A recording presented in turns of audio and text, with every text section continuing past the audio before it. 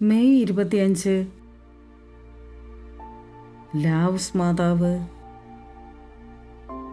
1664 ഫ്രാൻസിലെ ബെനോയിറ്റ് എന്ന ഇടയ പെൺകുട്ടിക്ക് മാതാവ് പ്രത്യക്ഷപ്പെടുകയും അവിടെ ഒരു ദേവാലയവും വൈദികർക്കായി ഒരു മേടയും പണിയണമെന്ന് ആവശ്യപ്പെടുകയും ചെയ്തു. അനേകം ആളുകളെ കുമ്പസാരത്തിലൂടെ മാനസാന്തരത്തിലേക്ക് നയിക്കുക എന്നതായിരുന്നു ലക്ഷ്യം. ഈ വിശുദ്ധ സ്ഥലത്ത് ഇന്ന് അനേകം ആളുകൾ വരുന്നു.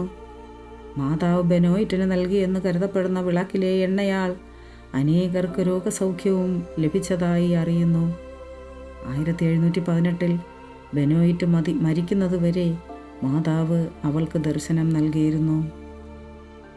പരിശുദ്ധ അമ്മേ, ദൈവമാതാവേ, ഞങ്ങളുടെ ഇടയിലും ഇന്ന് അനേകർ ദൈവവിശ്വാസം നഷ്ടപ്പെട്ട് ദൈവത്തിൽ നിന്ന് അകന്നു പോയിക്കൊണ്ടിരിക്കുകയാണ്. അമ്മേ, പരിശുദ്ധ അമ്മേ, അവരെല്ലാവരും മാനസാന്തരപ്പെട്ട് ദൈവത്തിലേക്ക് തിരികെ വരുവാനും വിശുദ്ധരായി വിശ്വസ്തയോടെ ദൈവത്തിൻ്റെ പദ്ധതി അനുസരിച്ച് ജീവിക്കുവാൻ വേണ്ട കൃപാവരം അവർക്കെല്ലാവർക്കും നൽകി അനുഗ്രഹിക്കണമേ എന്ന് അമ്മയോട് ഞങ്ങൾ പ്രാർത്ഥിക്കുന്നു. Ave Maria.